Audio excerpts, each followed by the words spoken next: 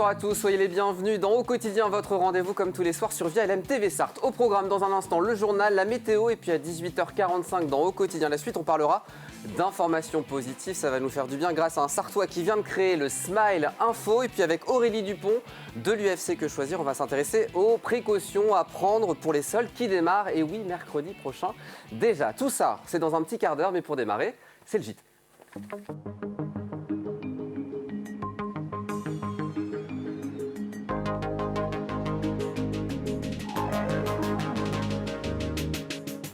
Une édition présentée ce soir par Anthony Piton. Bonsoir Anthony. Bonsoir Aurélien, bonsoir à tous. Au sommaire, ils ne sont que 4 à s'être lancés dans l'aventure en Sarthe. Visite d'une exploitation agricole qui mise sur l'énergie verte avec la production de biogaz. Une découverte incroyable, des milliers de moules pour céramique provenant de l'atelier de Paul Lecomte ont été trouvés dans le grenier d'un particulier. Et puis notre invitée, Louane Goutier, étudiante au Mans et à l'origine d'une étude sur la psychologie des étudiants et du personnel universitaire depuis le début de la crise du Covid. Et Anthony, vous proposez de nous parler énergie renouvelable pour démarrer ce journal. Produire du gaz grâce à ses vaches, c'est le pari d'un agriculteur du nord de la Sarthe. L'éleveur bovin a implanté sur son exploitation sa propre production de biogaz créée grâce à ses animaux et les résidus de culture. Explication avec Hélène Galliana. C'est la 4e exploitation agricole de la Sarthe qui s'est lancée ce défi, produire de l'électricité grâce aux excréments de ses animaux. Un projet à 2 millions d'euros rendu possible grâce aux 500 animaux de la ferme qui alimentent un moteur de 250 kW.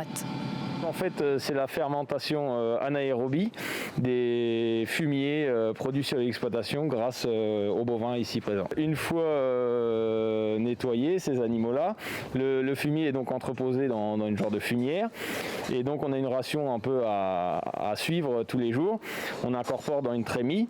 Et donc il y a un broyeur qui aspire, on va dire, le fumier et les lisiers. Et donc ils sont incorporés dans la cuve. C'est chauffé à 40 degrés. Bactéries anaérobie, donc une fermentation qui se fait, qui produit du gaz en continu.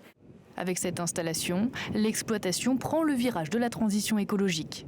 Dans le biogaz déjà, il y a en gros 55% de CH4, de méthane, et donc le reste c'est du CO2 principalement, un petit peu de soufre et quelques autres dérivés. Et derrière, le gaz produit permet d'alimenter le moteur. Ils n'ont reçu aucune aide pour l'installation de ce projet sur leur terre, mais comptent être rentables d'ici 10 ans. De nouvelles mesures viennent d'être annoncées pour contenir la propagation du coronavirus. Un couvre-feu national appliqué à 18h a été annoncé ce jeudi soir par Jean Castex. La mesure s'applique dès ce samedi et pour au moins 15 jours. Un reconfinement en fonction de l'évolution de la situation sanitaire n'est pas non plus exclu par le gouvernement. Le protocole sanitaire est renforcé dans les cantines scolaires et plus d'activités sportives et extrascolaires en intérieur jusqu'à nouvel ordre. Et c'est une nouvelle phase de campagne vaccinale qui va s'ouvrir chez nous. Oui, en Sarthe, 2 centres de vaccination accueilleront les personnes de plus de 75 ans vivant à domicile, au Mans et à Mamers. Les inscriptions en ligne devaient débuter ce jeudi sur le site internet santé.fr, mais il était inaccessible toute la journée. Le site a annoncé que les inscriptions seront possibles à partir de ce vendredi à 8h. La santé mentale de nos étudiants sartois, on en parle ce soir avec l'invité de ce journal, Louane Goutier, étudiante au Mans Université. Louane Goutier, bienvenue. Merci d'avoir accepté notre invitation. Alors, les universités sont fermées en raison du Covid-19. Les étudiants suivent leurs cours en téléenseignement. Qu'est-ce qui ressort de l'enquête que vous avez menée, puisque vous avez mené une enquête auprès des étudiants et du personnel pour voir comment ils vivent en fait cette période? Oui, tout à fait. Alors, ce qui ressort de cette enquête, c'est d'abord une volonté des enseignants, des personnels et comme des étudiants de revenir sur site directement à l'université. Donc, on demande la réouverture des universités avec quasiment 70% élèves comme personnel qui veulent revenir sur site et également une grande détresse psychologique, un épuisement psychologique et aussi de l'anxiété chez les étudiants comme chez les professeurs qui sont surchargés de travail et qui n'en peuvent plus de cette situation qui dure depuis trop longtemps. Vous-même, vous êtes étudiante en 3e année en acoustique. Comment vous vivez cette période d'université fermée? Je pense que comme pour tout le monde, c'est compliqué dans le sens où il faut se motiver tout seul à faire nos cours parce que personne ne va venir nous dire d'aller dans la salle pour suivre le cours avec le prof. C'est compliqué aussi de se lever le matin longtemps avant le cours, de s'habiller, de s'apprêter comme si on allait au travail. Et comme il n'y a plus de séparation entre l'espace de vie et l'espace de travail, c'est aussi compliqué de mettre des limites aux journées. Donc finalement, on se retrouve avec des journées à rallonge où le temps de travail et le temps personnel ne sont plus vraiment séparés. Et tout ça, ça fait qu'on a l'impression de travailler tout le temps, mais de manière moins efficace. Et c'est quand même très démotivant. Est-ce que vous avez eu la tentation du décrochage scolaire ? Oui, honnêtement, oui. Là, ça va un petit peu mieux grâce justement au sondage et à tout ce que je fais avec le comité de mobilisation qu'on a formé suite à ça. Mais début décembre, j'ai quand même envisagé à un moment de laisser tomber mes études. Est-ce que parmi les étudiants que vous avez interrogés, ils sont nombreux en fait à avoir pensé eux aussi à laisser tomber ? Oui, quand même. On a reçu plus de 2000 témoignages d'étudiants. Je pourrais vous donner les chiffres où ils sont disponibles dans le sondage en tout cas. Et ce qui ressort effectivement, c'est du décrochage qui ne se voit pas forcément parce que les étudiants ne parlent pas forcément pendant leurs cours et il y en a certains qui sont connectés et qui ne suivent juste pas, tout en ayant leur micro et leur caméra d'allumée. Mais la tendance est effectivement au décrochage scolaire et à la détresse psychologique parce que manque de motivation, déprime et isolement. En ce moment, c'est les partiels pour beaucoup d'étudiants. Peut-être pour vous aussi. Comment est-ce que ça se passe, des partiels, alors qu'on a été confinés et sans cours en présentiel depuis plusieurs semaines maintenant ? Alors il faut savoir que déjà pour beaucoup d'étudiants, les partiels se sont faits à distance. Moi j'ai la chance de pouvoir les faire en présentiel. Je dis chance parce que ça me permet de revoir mes professeurs et de revoir mes camarades, de revoir des visages familiers, de pouvoir échanger et de ramener un petit peu de positif. Mais ça reste compliqué, il y a beaucoup de restrictions, c'est beaucoup de règles aussi. Et c'est pas forcément sympa de composer avec un masque non plus.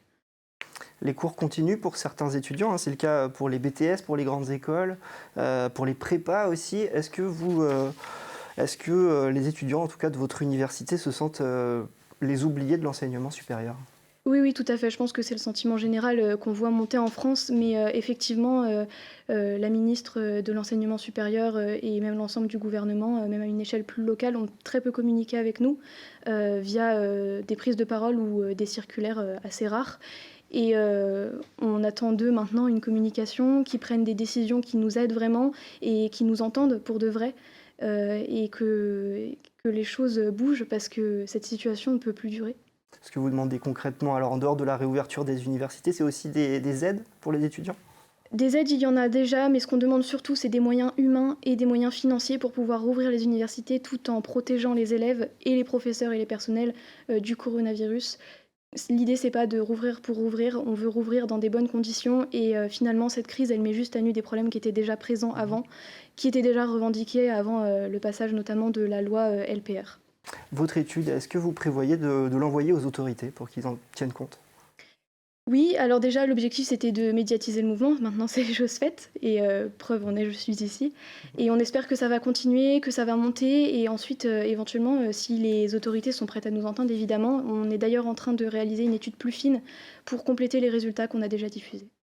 Merci beaucoup à vous, Louane Goutier. Merci. Les véritables trésors à présent, Anthony, découverts dans le grenier d'un particulier.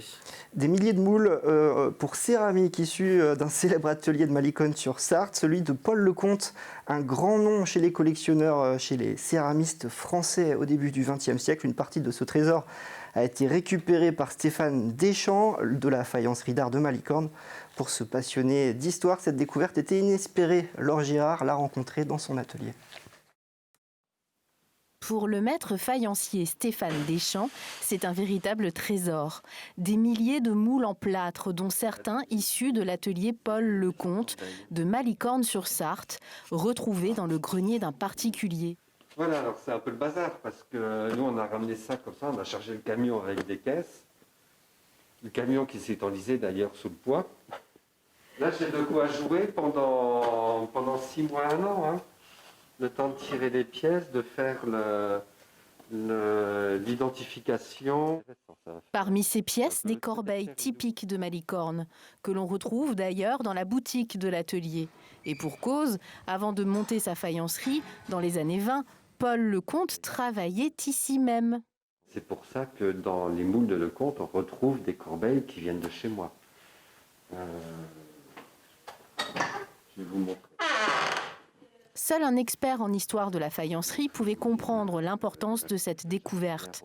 Quand son ami Étienne Fleury, artiste céramiste, lui parle d'un grenier plein de moules en plâtre, Stéphane se dit d'abord sceptique, avant de tomber sur cette pièce. C'est le couple de Bretons qui m'a permis d'identifier la provenance des moules. Quand je l'ai découvert, ce moule était en vrac. Tous les morceaux étaient éparpillés, mais il restait quand même suffisamment d'éléments pour que j'identifie tout de suite la pièce. Une pièce qui est bien connue, qui a été sculptée par Émile Lelaire. Au sein de l'atelier Paul Lecomte. Au début du siècle, les couples de Bretons se vendent comme souvenirs le long des plages et leur confection est un succès. Autre classique de l'époque, les œufs. Les œufs de Lecomte, il est le seul à ma connaissance à avoir fait des formes d'œufs ajourés comme ça en malicorne. En ce moment, Stéphane Deschamps tente de les reproduire avec pour base le moule original. C'est vrai que préserver ces moules et retrouver un peu la trace de cette production des années 1920-1930, c'est très important pour moi. Il faut à chaque fois retrouver véritablement les gestes et la manière de faire pour pouvoir rééditer la pièce. Depuis 1924, la faïencerie d'art de Malicorne-sur-Sarthe préserve ce savoir-faire, avec aujourd'hui de nouvelles formes à explorer. Et on termine ce journal par un appel à témoins d'un adolescent de Noyen-sur-Sarthe qui a très bien fonctionné. Mathéo Guillon a retrouvé le communiant de la photo tombée d'un ouvrage de la boîte à livres. Voilà la photo, vous la voyez à l'image. Il a maintenant 80 ans. Il s'agit d'André Brault qui a longtemps exercé la profession de coiffeur à Noyen-sur-Sarthe. C'est son épouse qui l'a reconnu sur une publication Facebook. Il a pu récupérer sa photo auprès de Mathéo. Merci beaucoup Anthony. C'est la fin de ce journal. Une petite page de pub, la météo. Et on se retrouve juste après avec Aurélie Dupont, juriste à l'UFC Que Choisir. On parlera des soldes qui démarrent déjà mercredi prochain. À tout de suite.